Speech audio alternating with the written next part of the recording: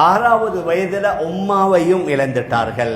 வாப்பாவும் இல்ல, உம்மாவும் இல்ல, யதீம் அனாதையா வாழ்றாங்க. அது நீண்ட ஒரு வரலாறு.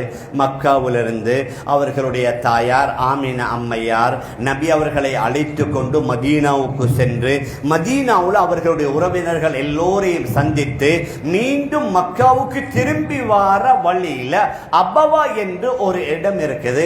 அந்த இடத்துல நபியுடைய தாயாருடைய ரூஹை அல்லாஹ் வாங்கி விட்டான். அஜீப், அல்லாஹுடைய அவனுடைய வேலையையும் பாருங்க, குதிரத்தை பாருங்க. மக்கால நபி அவர்கள் மரணித்திருந்தா முழு மக்கத்து வாசிகளும் நபியுடைய தாயுடைய ஜனாசாவுல கலந்திருப்பார்கள்.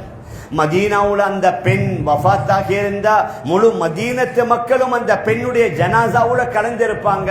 அல்லாஹுடைய ஒரு ஏற்பாடும் ஒரு வித்தியாசமான ஏற்பாடு. மக்காவிலேயும் இல்ல, மதீனாவிலேயும் இல்ல, ரெண்டுக்கும் இடைப்பட்ட ஒரு இடத்துல பாலைவனம், மனித சஞ்சாரமற்ற ஒரு இடத்துல தான் நபியுடைய தாயுடைய ரூஹ் பிரியுது.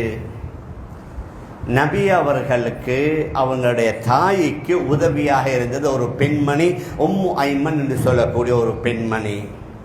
அந்த உம்மு ஐமன் ரலியல்லாஹு அன்ஹா சொல்லுவாங்க, இந்த ஆமினா அம்மையார் வஃபாத்தான நேரத்தில் முஹம்மது ரசூலுல்லாஹி ஸல்லல்லாஹு அலைஹி வஸல்லம் சின்ன புள்ள 6 வயசு உம்மாவை வளர்த்தி வச்சிருக்குது.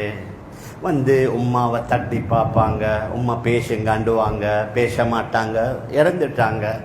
ஆனால் அந்த பிள்ளைக்கு தெரியாது, அழுது கொண்டு ஓடுவார்கள். மீண்டும் வருவாங்க, மீண்டும் உம்மாவை தட்டி தட்டி பேசி பார்ப்பாங்க, உம்மா பேச மாட்டாங்க, திரும்பி ஓடுவாங்க. உம்மு ஐமன் ரலியல்லாஹு அன்ஹா சொல்வார்கள், அந்த நேரத்தை என்னால் மறக்கலா. அதற்கு பின்னால ஒரு வியாபார கூட்டம் போகுது. அந்த வியாபார கூட்டத்தை இவங்க அழைத்து இப்படி ஒரு பெண் இறந்துட்டாங்கன்னு சொல்லி அவர்கள் தான் இந்த பெண்ணுக்கு தேவையான வேலைகள் எல்லாத்தையும் செஞ்சு அங்கே தான் அடக்கி இருக்கிறாங்க. முந்தி பழைய தரீக்கு மக்கான்னு சொல்லி இப்போ நிறைய ஹைவே போட்டுட்டாங்க மதீனாவில் இருந்த மக்காவுக்கு. பழைய அந்த தரீக்கில் தான் இவர்களுடைய கபரிஸ்தானம் இருக்குது. அங்கே எழுதி வச்சிருக்கிறாங்க மக்பரத்து ஆமினா, அதாவது ஆமினா அம்மையாருடைய கபரிங்களை தான் இருக்குது. இப்ப புதிய ஹைவே போட்டதனால நாங்க இப்ப பிரயாணம் செய்யற அந்த ரோட்ல அந்த காட்சி தெரிப்படாது. நான் எதை சொல்ல வாரேன்டா, அந்த உம்மு ஐமன் ரலியல்லாஹு அன்ஹா தான் 6 வயதுல நபி அவர்களை கூட்டி கொண்டு மக்கால வைத்து வளர்த்து சொல்லிக் கொடுக்க வேண்டிய விஷயங்கள் எல்லாத்தையும் சொல்லிக் கொடுத்து அந்த பெரியவராகிற வரைக்கும் அந்த பிள்ளைய பார்த்தது, கவனித்தது, எல்லாத்தையும் செஞ்சு கொடுத்தது. அதனால ஹதரத் ரசூலுல்லாஹி ஸல்லல்லாஹு அலைஹி வஸல்லம் சொல்வார்கள், உம்மு ஐமன் உம்மி பாத உம்மி. உம்மு ஐமன் என்னுடைய உம்மாவுக்கு பின்னால் உள்ள 2வது உம்மா மாதிரி.